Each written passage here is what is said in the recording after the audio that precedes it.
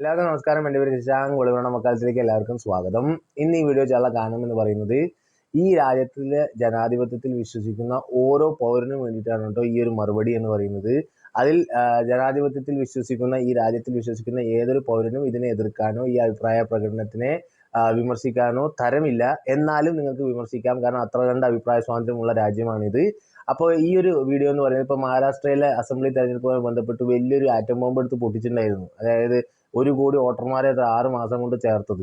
അപ്പോൾ CSDS എന്ന് പറയുന്ന ഏജൻസിയുടെ ഒരു ഡാറ്റ വെച്ചിട്ടാണ് നമ്മുടെ രാഹുൽ ഗാന്ധിജി എല്ലാം, അതായത് അതാണല്ലോ നേതാവ്, ഓപ്പോസിഷൻ നേതാവ്, നമ്മുടെ ഗതികൾ അതാണ്, മൂപ്പരാണ്.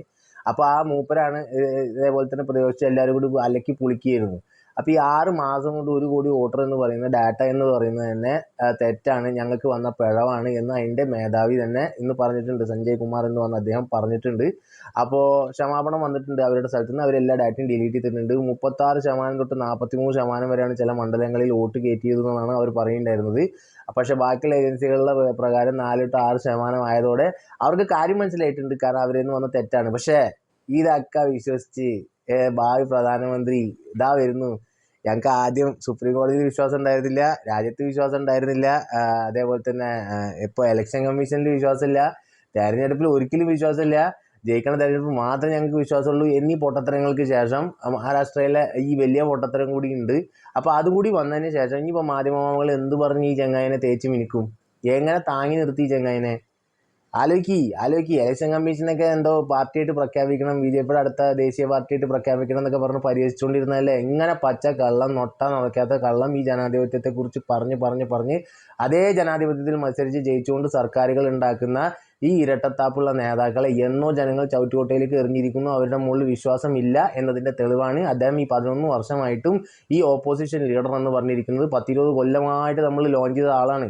ആ ലോഞ്ച് ഇതുവരെ സക്സസ് ആവാത്തതും ഇതിൻ്റെ ഒരു കുഴപ്പം കൊണ്ട് തന്നെയാണ്. അദ്ദേഹത്തിനെല്ലാം കുറ്റം പറയുന്നുണ്ട്. അദ്ദേഹത്തിനെ ഈ താങ്ങിക്കൊണ്ട് അദ്ദേഹം എന്ത് പൊട്ടത്തരം ചെയ്താലും അദ്ദേഹത്തിന് സ്വന്തമായി ആലോചിക്കാൻ കഴിയാതെ ഈ ചുറ്റുമുള്ള ദർബാറും അതേപോലെ ഈ മാധ്യമ സംഘവും എല്ലാം കൂടി ഉപദേശിച്ച് അദ്ദേഹത്തിന് ഈ കണ്ടീഷനിലാക്കി വെച്ചിരിക്കുകയാണ്. പിന്നെ പോരാത്തതിന് വിദേശത്തു നിന്നുള്ള ക്ലാസ്സുകളും. ഇതുകൊണ്ട് ഒന്നും നിങ്ങളുടെ അരിയോ നിങ്ങളുടെ പാസ്റ്റോ ഒന്നും വേവാൻ പോകുന്നില്ല. അരിയൊന്നും പറയാൻ പറ്റില്ലല്ലോ, ഇവർ പാസ്റ്റൊക്കെ കഴിക്കുള്ളൂ. അപ്പോൾ പാസ്റ്റ് ഒന്നും വേവാൻ പോകുന്നില്ല. അപ്പോൾ ഈ നട്ടാൻ ഉണക്കാത്ത പച്ചക്കള്ളം ഏറ്റു പറഞ്ഞവരും അതേപോലെ തന്നെ ഈ ജനാധിപത്യ രാജ്യത്തെ തെരഞ്ഞെടുപ്പ് സംവിധാനത്തിനെ ഏറ്റവും കൂടുതൽ നന്നായി അവഹേളിച്ചവരും മനസ്സിലാക്കേണ്ട ഒരു കാര്യമാണ്, ഇവർ വെറും പടച്ചുവിടലുകളും ഈ രാജ്യത്തെ ഓരോ ജനതയ്ക്കും ഓരോ കോൺസ്റ്റിറ്റ്യൂഷണൽ ബോഡിയിലുള്ള വിശ്വാസം തകർക്കാനുമുള്ള ശ്രമമാണ് അവർ നടത്തിക്കൊണ്ടിരിക്കുന്നത്. കാരണം എന്നാൽ കൂടി ഇവർക്കത് ജയിക്കാൻ കഴിയില്ല. ഇവരുടെ പരാജയങ്ങളെ ഇനി ഇവർക്ക് തടുക്കാൻ കഴിയില്ല, ഇവർക്ക് ന്യായീകരിക്കാൻ കഴിയുന്നില്ല. അതാണ് ഇവരുടെ ഏറ്റവും വലിയ പ്രശ്നം. ഇവർക്ക് മനസ്സിലാവുന്നില്ല ഇവരെങ്ങനെയാണ് ഈ അറിഞ്ഞം തോൽക്കുന്നതെന്ന്. അത് സിമ്പിളാണ് ആളുകൾക്ക് മനസ്സിലായിട്ടുണ്ട്. നിങ്ങളുടെ ഇരട്ടത്താപ്പുകൾ, നിങ്ങളുടെ നിലപാടില്ലായ്മ, നിങ്ങളുടെ പ്രീണനം, നിങ്ങളുടെ രാജ്യവിരുദ്ധത എല്ലാം മനസ്സിലാക്കിക്കൊണ്ട് ഒരു ജനത അവിടെ ജീവിക്കുന്നുണ്ട്. അവർ നിങ്ങൾ ഈ കാണുന്ന ഈ ചില്ലുകുണ്ടിയിലിരുന്ന് ചർച്ച ചെയ്യുന്നവരല്ല. അവർ നിങ്ങൾ പറയുന്ന എല്ലാ തെറികളും കേട്ടുകൊണ്ട് സ്വൈര്യമായിട്ടിരിക്കുന്നുണ്ട്. നിങ്ങളുടെ ഈ കുത്തിത്തിരിപ്പുകളും നിങ്ങളുടെ എല്ലാ സംഭവങ്ങളും കാണുന്നുണ്ട്. അവർ ആകെ അവരുടെ ആ ഒരു റിയാക്ഷൻ എന്ന് പറയുന്നത്, അവരുടെ പ്രതികരണം എന്ന് പറയുന്നത് വോട്ടുകളിലൂടെയാണ് അവർ അത് പ്രയോഗിക്കുന്നത്. അവരത് നിയോഗിക്കുന്നതന്നെയുണ്ട്. അവർക്കറിയാം സംസ്ഥാനം ആര് ഭരിക്കണം, അവർക്കറിയാം അവരുടെ ദേശീയ പ്രധാനമന്ത്രി, അവരുടെ രാജ്യം ആര് ഭരിക്കണം.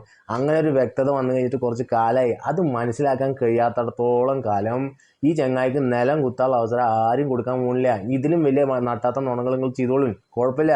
പക്ഷെ ഈ പറഞ്ഞ നുണകളൊക്കെ കൂടി ഒരു ഉളുപ്പില്ലായ്മെങ്കിലും വേണം. അതായത് ഈ പടച്ചുവിടന് ഉളുപ്പുണ്ടാകും. ഇതിനെ താങ്ങിക്കൊണ്ട് കുറേ എണ്ണമെന്നല്ല, CCTV ഫുട്ടേജ് പറഞ്ഞ ട്രോൾ ഉണ്ടായിരുന്നു. ആ ഏറ്റവും ബുദ്ധി എന്താ? ഈ മൊയിന്തുകളാണ് ഏറ്റവും വലിയ അനുഗ്രഹം എന്ന് പറയുന്നത് ഇവരുടെ.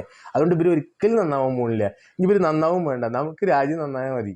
ഇവരെ നന്നാക്കിയിട്ട് നമുക്കൊന്നും ചെയ്യാനില്ല. പക്ഷെ ഒരു പ്രതിപക്ഷ നേതാവ് എന്ന രീതിക്ക് സ്വന്തം രാജ്യത്തെ കാര്യങ്ങളെക്കുറിച്ച് ഒരു ഇത്തിരിയെങ്കിലും ബോധവും ബുദ്ധിയോടെങ്കിലും ഇനിയെങ്കിലും പ്രതികരിക്കാൻ നിങ്ങൾ ശ്രമിച്ചു കഴിഞ്ഞാൽ എന്തേലും ഒരു ഉപകാരം ആർക്കെങ്കിലും ഉണ്ടെന്നുണ്ടെങ്കിൽ ഉണ്ടാവും. അല്ലാന്നുണ്ടെങ്കിൽ ആർക്കും ഒരു ഉപകാരമില്ലാണ്ട് വെറും ഒരു നുണയുടെ പാഴ്മരമായിട്ട് ഇത് തീർന്നു പോവും എന്ന് മാത്രമേ എനിക്ക് പറയാനുള്ളൂ. ഇനിയെങ്കിലും ആളുകളുണ്ടല്ലോ ഇമാരി കള്ളങ്ങൾക്ക്, ഞാൻ പ്രബുദ്ധരോടാണ് പറയുന്നത്, ഇമാരി കള്ളങ്ങളും ഇമാരി പടച്ചുവിടലും അല്ലാണ്ട് വേറൊന്നും ഇവരുടെ കയ്യിൽ ഇല്ല എന്നുള്ളതെങ്കിലും മനസ്സിലാക്കുക.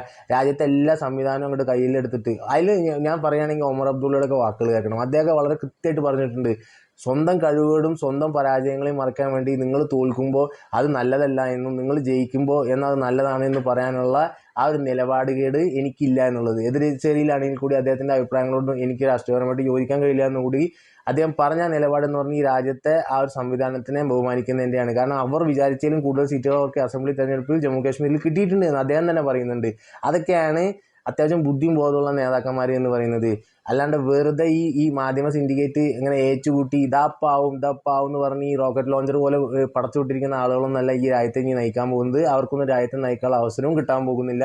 പക്ഷേ ഈ നുണക്കൊട്ടാരം, ഈ നുണ പടച്ചുവിടുന്ന ഈ സിൻഡിക്കേറ്റും ടൂൾ കിറ്റും ഉണ്ടാക്കുന്നത് ഏറ്റവും വലിയ രാജവിരുദ്ധ ശക്തികളാണ് എന്ന് മാത്രം നിങ്ങൾ മനസ്സിലാക്കുക എന്ന് പറഞ്ഞുകൊണ്ട് നിർത്തുന്നു. നന്ദി, നമസ്കാരം.